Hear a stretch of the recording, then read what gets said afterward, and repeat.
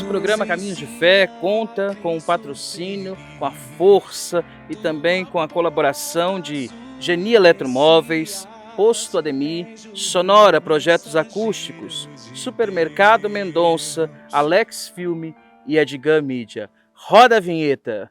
Maria, mãe dos caminhantes, ensina-nos a caminhar.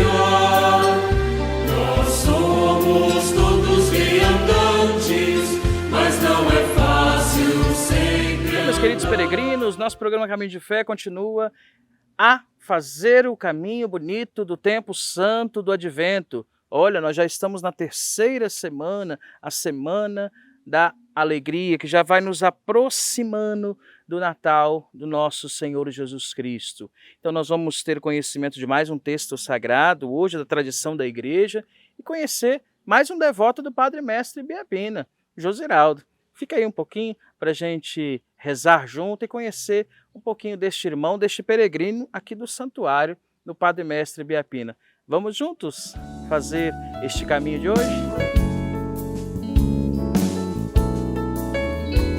E para melhor fazermos a nossa peregrinação, vamos entrar em sintonia com o nosso bondoso e amoroso Deus. Vem rezar junto com o Padre Léo. Em nome do Pai, e do Filho, e do Espírito Santo. Amém. Vinde, Espírito Santo, enchei os corações dos vossos fiéis, e acendei neles o fogo do vosso amor. Enviai o vosso Espírito, e tudo será criado, e renovareis a face da terra. Oremos. Ó Deus, que instruísse os corações dos vossos fiéis, com a luz do Espírito Santo, fazei que apreciemos retamente todas as coisas, segundo o mesmo Espírito, e gozemos sempre de sua consolação. Por Cristo nosso Senhor. Amém. Façamos a saudação do Ângelus. O anjo do Senhor anunciou a Maria, e ela concebeu do Espírito Santo. Eis aqui a serva do Senhor, faça-se em mim segundo a vossa palavra. E o Verbo divino se fez carne e habitou entre nós. Ave Maria, cheia de graça, o Senhor é convosco. Bendito sois vós entre as mulheres, bendito é o fruto do vosso ventre, Jesus. Santa Maria, Mãe de Deus, rogai por nós, pecadores, agora e na hora de nossa morte. Amém.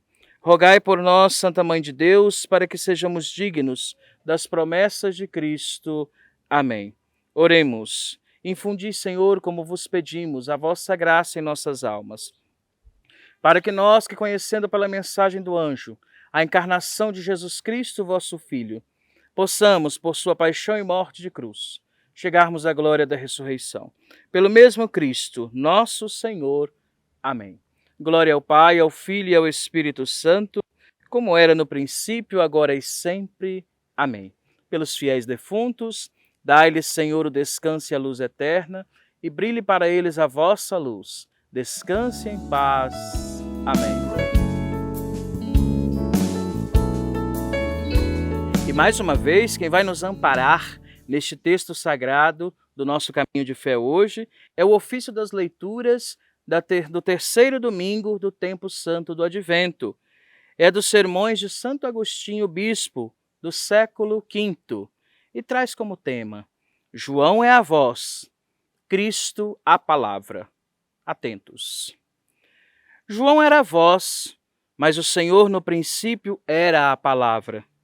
João era a voz passageira, Cristo a palavra eterna desde o princípio. Suprimir a palavra, e o que se torna a voz? Esvaziada de sentido. É apenas um ruído. A voz sem palavras ressoa ao ouvido, mas não alimenta o coração. Entretanto, mesmo quando se trata de alimentar nossos corações, vejamos a ordem das coisas. Se penso no que vou dizer, a palavra já está em meu coração. Se quero, porém, falar contigo, procuro um modo de chegar ao teu coração o que já está no meu.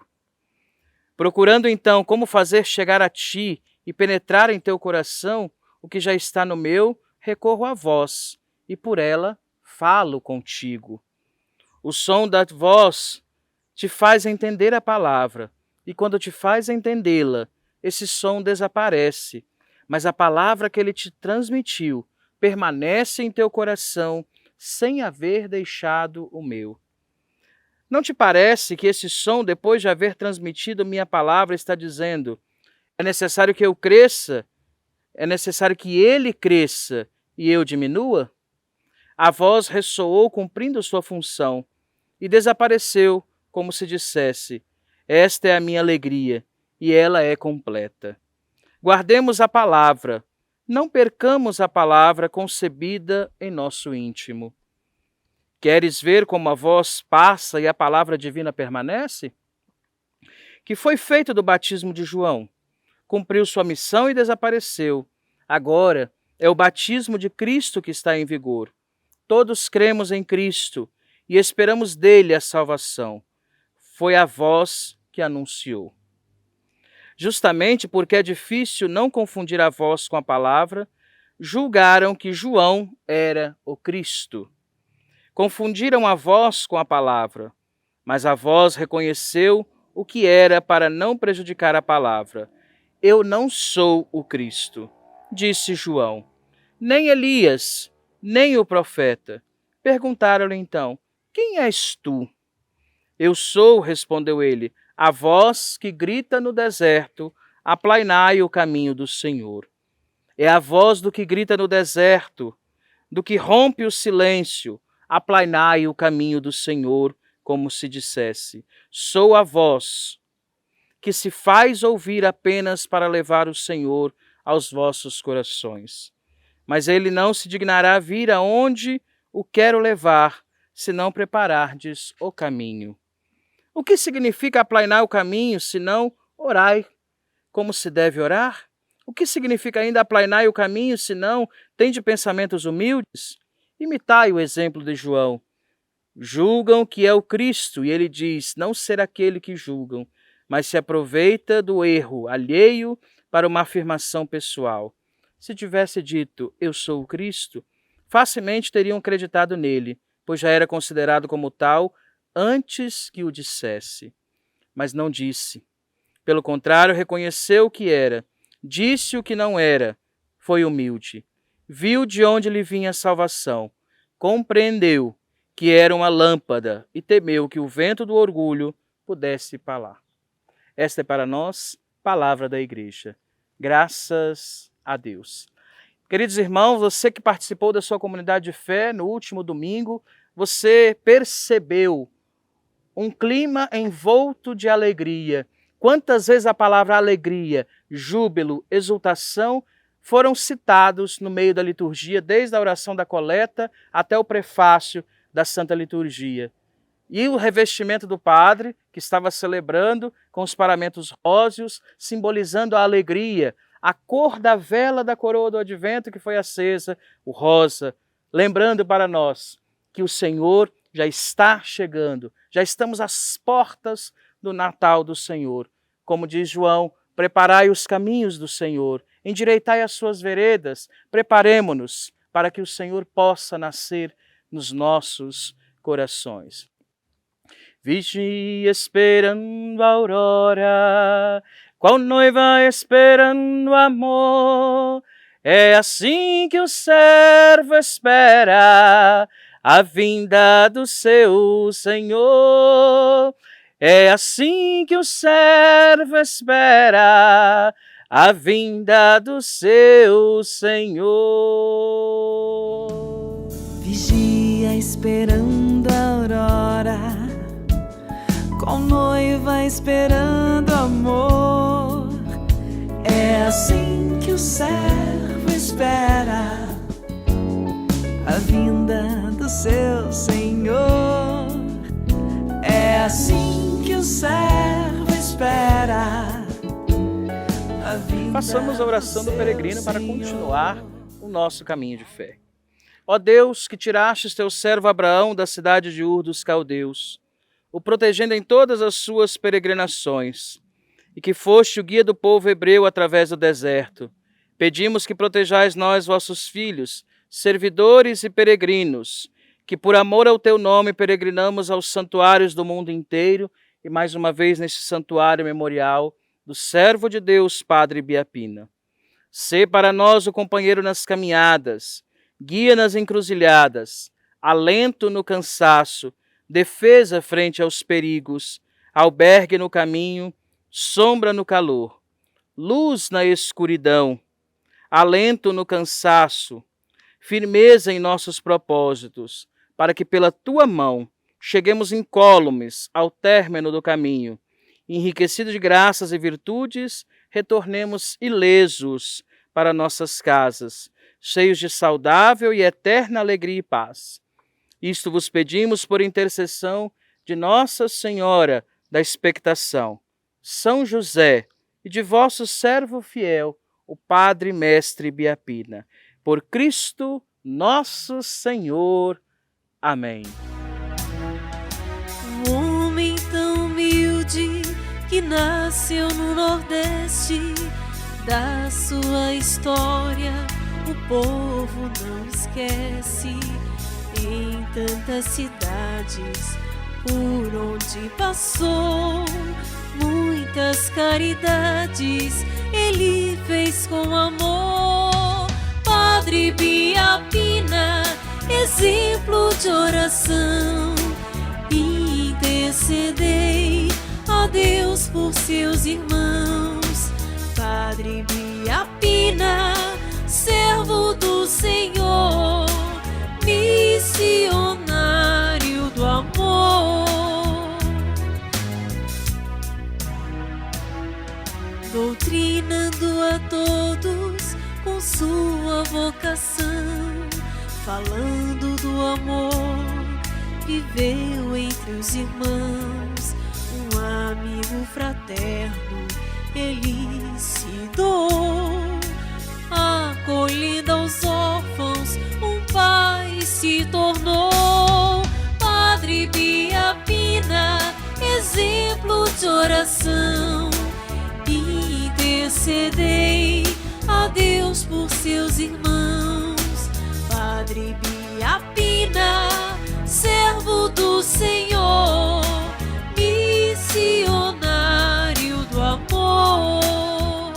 Vamos então agora conhecer o nosso convidado desta semana. Josiraldo, vamos apresentá-lo à comunidade e também conhecer um pouquinho mais da sua vida. Vamos lá com o Padre Léo?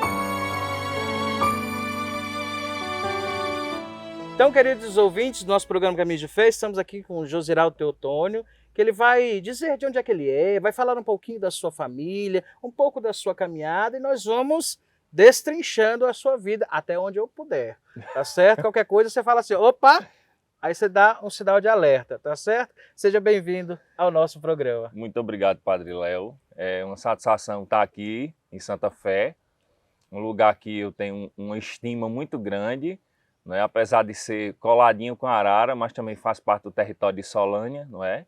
E eu, por ser solanense, tenho uma certa paixão por esse lugar e me sinto muito atraído pela missão que o Padre Biapina teve, não é, aqui na Terra. E a gente dialoga tanto na parte espiritual quanto na parte jurídica, tanto na parte política, e eu me identifico muito com o Padre Biapina. Então é isso que me atrai a vir aqui aos domingos, vir à missa. E assim que eu voltei a morar em Solânia no ano passado, foi o lugar que eu tomei como refúgio de fé, de vir aqui aos domingos. Não venho a todos os domingos, mas assim, quando posso. Dizer já, tá? Que não vem todos os domingos. Não, assim, quando posso, não é? Aí eu venho para a missa aqui e nos outros que eu não venho, vou à missa lá na Matriz Santo Antônio, na Sagrada Família, na cidade de Solânia. Com certeza. Mas é uma alegria estar por aqui e uma satisfação estar colaborando aqui na partilha com o Senhor do seu programa. Quem acompanha os nossos programas já viu que ele deu um salto, né? Que essa experiência do Padre Mestre Biapina eu sempre pergunto no final. Mas como ele já deu assim esse impulso na conversa, falando do que é Santa Fé, ele já respondeu as perguntas que eu ia fazer para ele. Mas eu ainda gosto de perguntar. Mas por que Santa Fé chama tanto a sua atenção? Padre, é o seguinte, eu tenho o chamado a Santa Fé desde criança, não é? Sendo criado em Solânia, sempre acontecendo as romarias.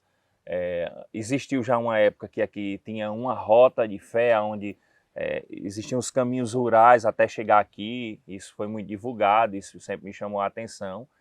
Então, Santa Fé, para mim, é o lugar onde a gente vai se encontrar com Deus de uma forma muito sensível e no encontro muito de partilha com aquilo da visão do Padre Ibiapina. Então, eu tive várias vezes aqui com retiros do Grupo Shalom de Solânia, fizemos muitos retiros espirituais aqui.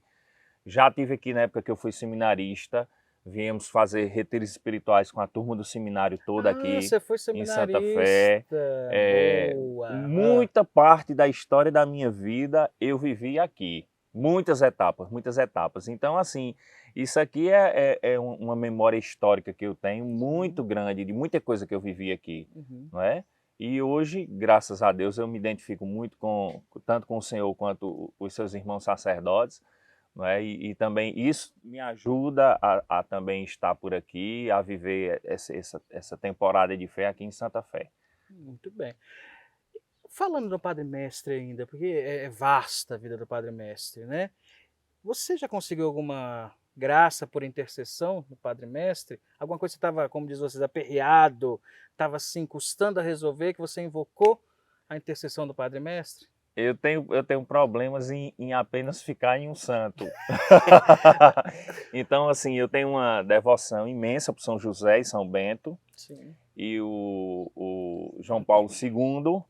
E nesse meio também entra o Padre Ibiapina. Então eu alcanço muitas graças e a minha vida é muito agraciada. E eu acredito que o Padre Ibiapina está nesse ciclo de amizade com todos esses santos. Mas não posso lhe dizer que eu alcancei tal graça pelo Padre Ibiapina, porque quando eu rezo vai uma ruma de santo nesse meio, né? É porque, querendo ou não, no nosso programa nós fazemos a propaganda para a canonização do Padre Mestre, né? Se bem que para o povo já o aclama como santo, né? Isso você sabe melhor do que eu, porque eu estou chegando agora, né? Eu já vejo que o pessoal já chama ele, eu vou na casa do Santo Padre Ibiapina. Todo mundo se refere a ele assim. Sim. Né? Então é por isso que eu gosto de perguntar aos convidados essa experiência com o Padre Mestre. Mas só dizer que ele faz parte do seu hall de amizades, eu já fico feliz e acredito que os devotos que estão do outro lado também. Nós vamos agora entrar no âmbito familiar. Podemos? Sim. Mas nós vamos entrar após os comerciais. Aguarda um instantinho aí.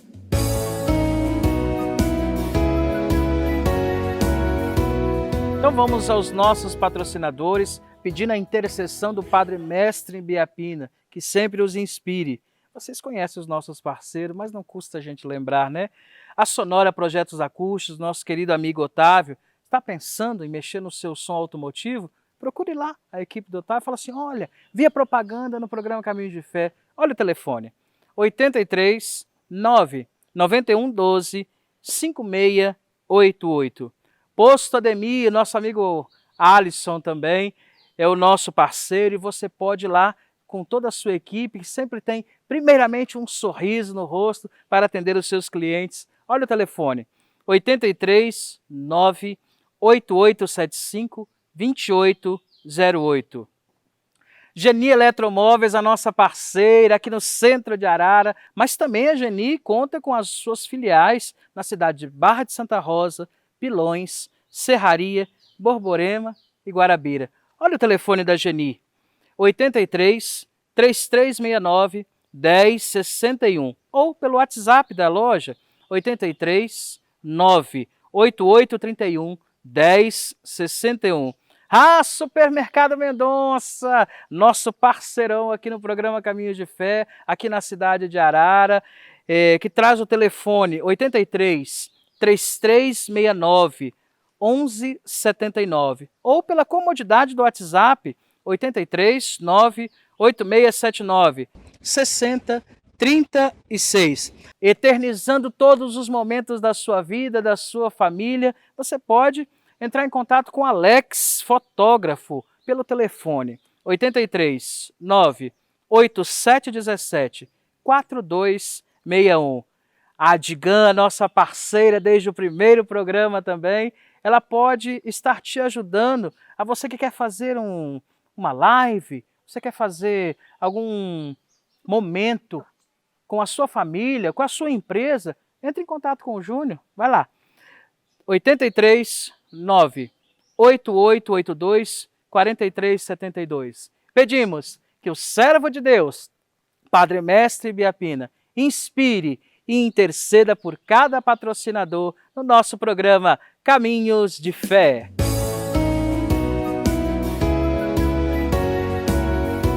Voltamos então. Agora eu vou entrar na intimidade da sua casa, do seu lar, assim que, se você me permitir. Joseraldo é filho único, tem mais irmãos? Como é que é a sua vida familiar? Me conta aí. Lá na minha casa, somos eu e minha irmã, apenas nós dois, né? Do meu pai e da minha mãe somos nós dois, Sim. eu e Jussara. Ela é mais velha que eu, 3 anos, e também hoje não mora conosco em Solânia, Sim. continua morando em João Pessoa, e trabalha em Solânia, e trabalha em João Pessoa, e vive nessa Eu loucura. fico- Somos só nós. Hoje eu tenho só o meu pai vivo, Sim. minha mãe já é falecida há 6 anos, Uhum. e aí hoje cada um tem sua casa. Meu pai tem a esposa dele, eu tenho a minha casa e minha irmã a casa dela. Então a gente assim vive solto e nos encontramos em alguns dias da semana. Isso é bom. É bom não perder esse elo, né?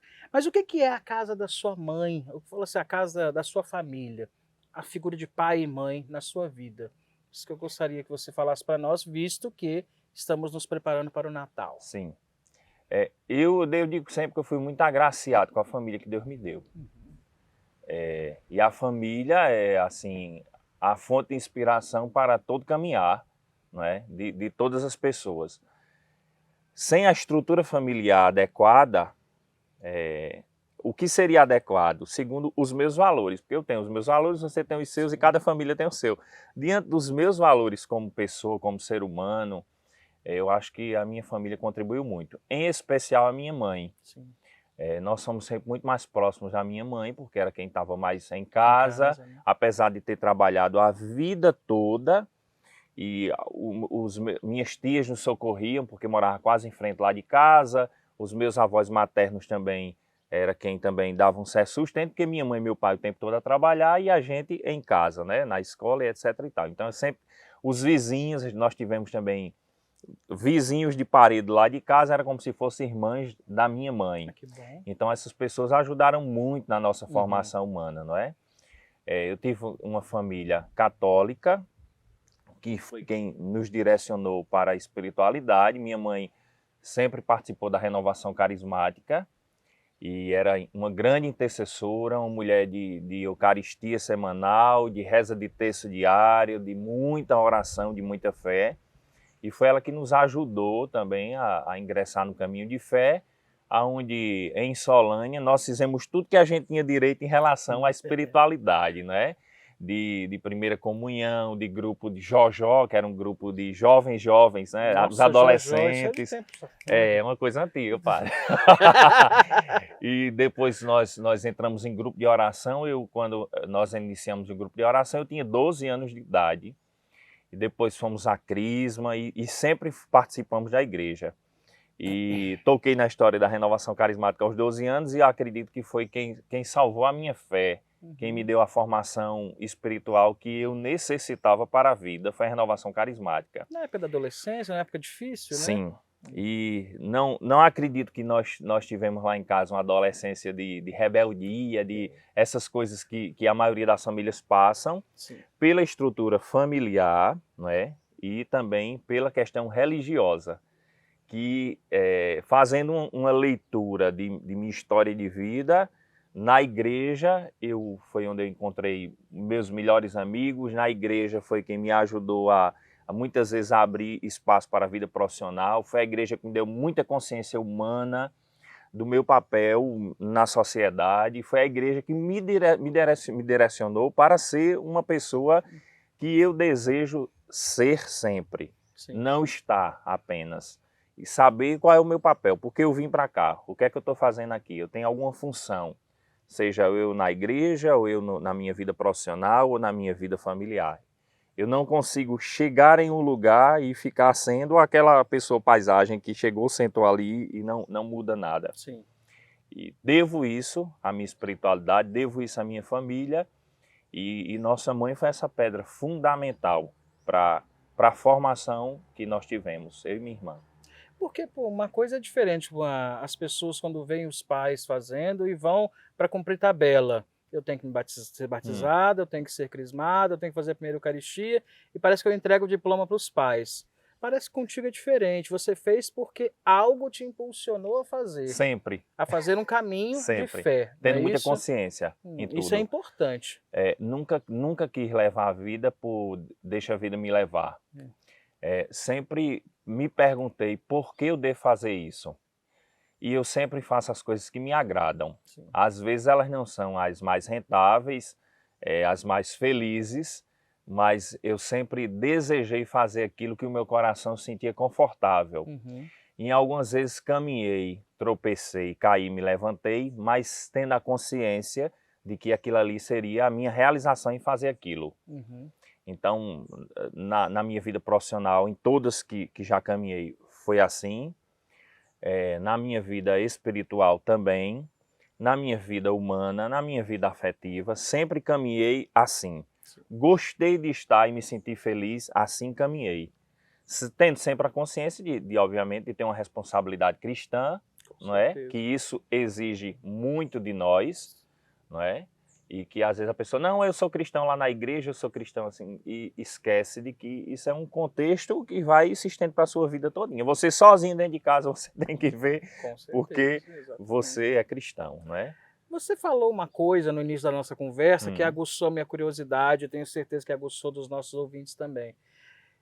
Você foi seminarista. Sim. A gente pode entrar um pouquinho nessa Vamos história, lá. porque, querendo ou não, faz parte da Sim. história da sua vida, Sim. né? Como é que foi esse despertar vocacional? Sim. Porque foi envolvido com igreja, renovação, etc, etc, mas queria algo a mais. O que foi esse despertar vocacional? Quando a gente é criança, a gente arruma uma ruma de profissão, né? Então, de vocação, de profissão. Então, aí quando eu era criança, teve um momento que eu disse que ia ser padre, outra do que eu queria ser engenheiro, depois ser médico, depois... Aí terminou eu sempre desejando o que nunca eu sou hoje. E essa questão da vocação, eu acho que eu tenho um chamado muito forte ao sacerdócio. E apesar que hoje eu não tenho mais, talvez, o desejo e a disponibilidade para viver tudo que já vivi. Então, hoje, poderia até ser, eu sou solteiro, não sou pai, etc e tal, mas hoje eu não tenho mais o desejo de coração. Sim. Até talvez tenha consciência disso, mas não tenho mais o desejo. E apesar de haver muitos convites, não desejo passar por algumas coisas que eu passei. Pois bem, eu fui embora de Solânia com 19 anos de idade, e isso faz um bocado de tempo. Eu não perguntei a idade dessa vez, vocês estão vendo, tá? Não perguntei. E mas se quiser falar... morei 2 anos em João Pessoa, esses 2 anos lá também participei de um grupo de oração. Os beneditinos começaram a retomar uma vez por semana, passava o final de semana, vinha de Olinda, passava o final de semana em João Pessoa. Comecei a ir às missas no Mosteiro de São Bento, em João Pessoa. Comecei a me identificar muito com os monges e fui a Olinda, fiz uma semana de retiro espiritual no Mosteiro de São Bento. E nessa semana de silêncio, né, porque... Como eu converso muito, Jura? Alguns abades, alguns monges se identificaram com minha conversa e às vezes saía da clausura e vinha para casa, que eu estava para bater papo. Voltem para a clausura porque já o abade vem me chamar a atenção. Mas foi uma semana muito boa, mas eu vi que eu não era o homem do silêncio totalmente. E viver dentro de uma clausura, no silêncio... Eu digo acho, mesmo. Mas eu acho linda a vida, talvez ser oblato. E o abade me convidou a fazer uma experiência, eu não desejei ficar, e nessa história eu conheci o seminário da Arquidiocese. No seminário da Arquidiocese, Padre Léo, que faleceu há poucos dias, era o reitor e formador do propedêutico, e me convidou a ir fazer a experiência do propedêutico. Já faziam 2 anos que eu morava em João Pessoa, estudava para fazer vestibular, né? Naquela época era vestibular, e aí eu fui fazer o propedêutico, gostei. Nessa época do propedêutico eu fiz um trabalho de catequese dentro da FUNAD, que é uma fundação para deficientes no estado da Paraíba. fizemos lá a primeira vez que no estado aconteceu a primeira comunhão para surdos, cegos, deficientes mentais. Fizemos esse projeto, trabalho lá muito bonito, eu acompanhado com alguns tradutores, fizemos esse trabalho, depois nossa turma fez crisma e até hoje esse trabalho continua na FUNAD, tem a catequese para pessoas especiais lá. E eu fiz propedêutico o primeiro, segundo, terceiro, quarto ano. Então, na época, o nosso curso era integrado, pagávamos algumas disciplinas de filosofia, de teologia. Depois saí do seminário, como seminarista, no quarto ano. Depois fui a uma comunidade da Renovação Carismática, morei ainda por 1 ano e meio nesta comunidade. E o arcebispo, na época, Dom Marcelo, me convidou a ser seminarista da arquidiocese à disposição da comunidade. Então, eu assisti a aula. Nessa época que eu saí do seminário, comecei a trabalhar na FUNAD, mas já não nesse trabalho, já no setor administrativo. Sim. Trabalhei depois 6 anos nessa fundação. E quando eu saí, ficava de manhã, assistia a aula e à tarde trabalhava e à noite estava à disposição da comunidade. A comunidade era em Cabedelo e pronto. Quando eu já terminei o meu curso como leigo, porque quando eu saí da comunidade faltava 6 meses para terminar o curso, terminei o curso com a minha turma e já como leigo. Sim. Nessa época. E continuei a trabalhar em paróquias, em servir na música, não é? Eu e alguns amigos, nós tivemos por muito tempo a Banda Petros, que é um conjunto musical, né? Um grupo musical, que a gente fazia missões em paróquias, em cidades, em eventos. Gravamos CD. Isso aí eu não sabia, novidade, e nunca saímos assim dessa missão, não é? Do meio, né? Do meio religioso, sempre muito vinculado a Porque isso. sempre né? quando alguém sai, pelo menos a grande maioria, né? Por exemplo, na minha turma eram 10. A maioria não entra mais na igreja, não tem mais esse vínculo eclesial, esse convívio. Esses históricos, E ainda no final da minha permanência na comunidade, eu recebi os ministérios de acólito e leitor, ainda por Dom Marcelo, não é? Que de pessoas que eu convivi no mundo, dos mais santos que eu já tive. Dom Marcelo foi o nosso primeiro bispo? Dom Marcelo Pinto Carvalheira. E muito amigo meu. E de fato é o Dom Ternura mesmo? Era. Muito humano, muito amável. Era tão amável que às vezes as pessoas não entendiam esse amor e extrapolavam o limite. Das pessoas que eu convivi no mundo, acho que uma das mais santas e puras e íntegras era Dom Marcelo. E a gente tinha um afeto muito grande, ele sempre estava à minha disposição, a gente viajava muito, quando ele ia para a crisma, ordenações, sempre pedia para a secretária me ligar e eu ia com ele para ajudar no cerimonial. Foi muito bom, o seminário me deu muitas experiências boas, muitas pessoas boas ao meu redor. Sim. Obviamente que tem pessoas que estão seus amigos. Naquela época que você é seminarista, você sai do seminário e não serve mais para nada.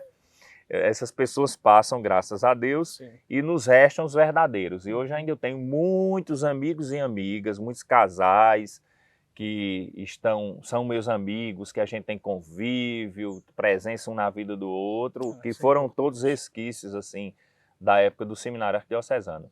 Isso acho que graças também a uma base familiar muito boa que você teve também para saber superar as coisas que aconteceram e acontecem no decorrer da nossa vida, né? Como nós falamos no início, nós estamos no tempo do Advento, nos preparando para o Natal.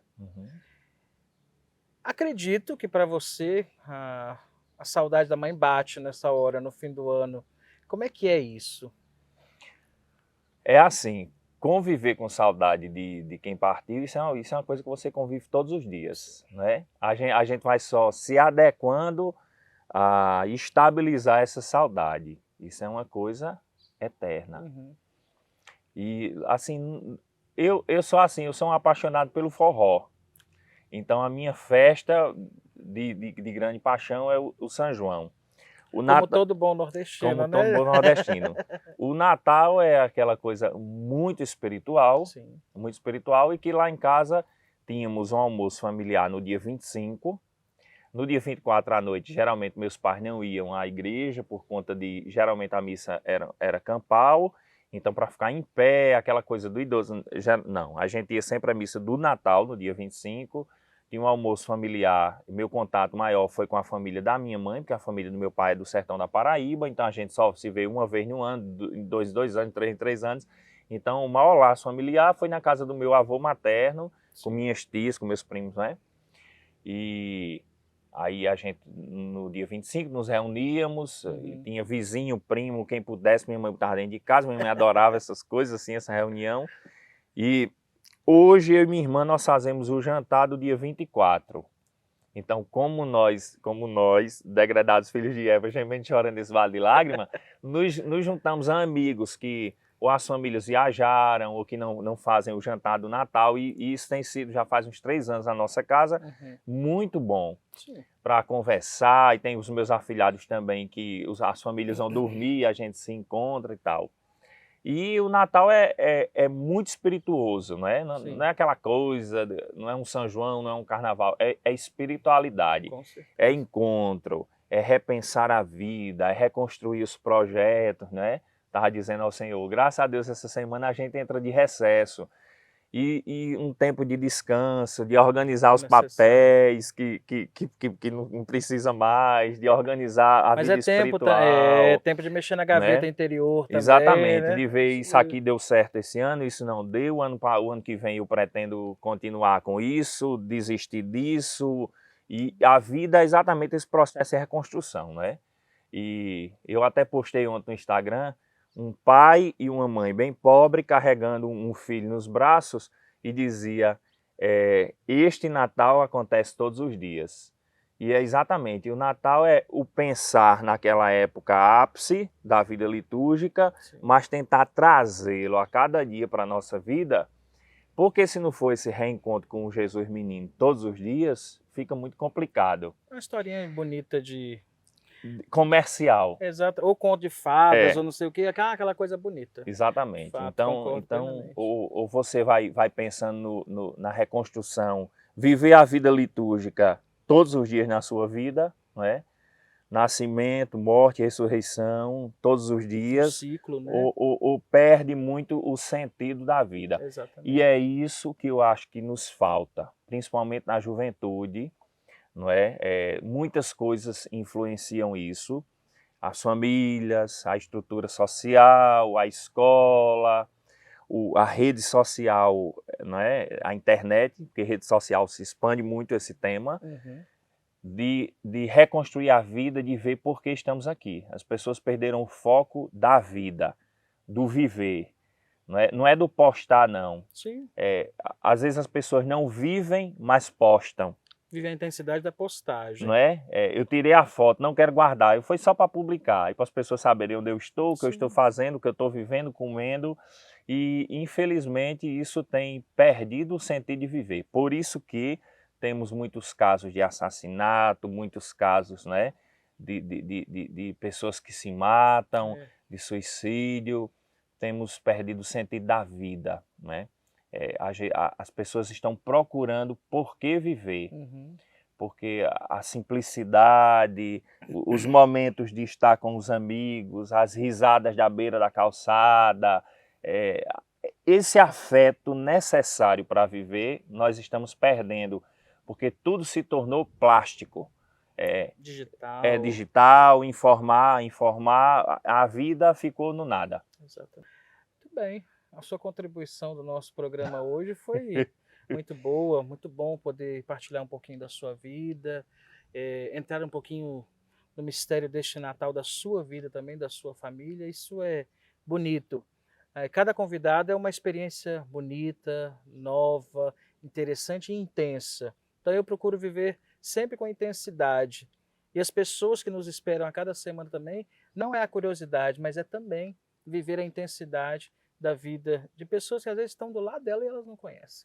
Bom, é verdade. Então, já agradeço de antemão e já felicito pelo Natal do Senhor. Um abraço na sua família. Muito obrigado. Viva com intensidade este momento como se fosse único, como eu gosto de repetir sempre. Amém. Seja sempre bem-vindo aqui no nosso programa. Tá bom? bom? Também lhe desejo um Feliz Natal ao senhor e sua família, tanto religiosa quanto familiar, afetiva, quanto aos seus filhos espirituais. Certeza. E desejar também um Feliz Natal a todas aquelas pessoas que nos assistem. Que Deus abençoe sua casa, sua família, com o Cristo vivo, que Ele possa nascer no nosso coração vivo e verdadeiro e que faça a diferença de mudança na nossa vida com um Cristo que dá vida, que gera verdade, que muda a nossa consciência. Deus abençoe. Amém. Feliz Natal. Obrigado.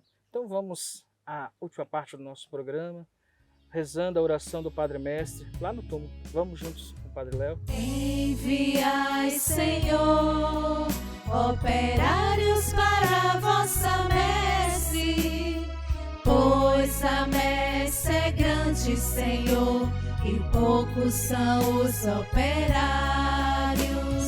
Enviai, Senhor, operários para a vossa messe. Então vamos fazer a nossa oração pedindo a intercessão do Padre Mestre Ibiapina. Eterno Pai, vós sois o amor e a misericórdia. Somente vós conheceis tudo o que se passa em nós.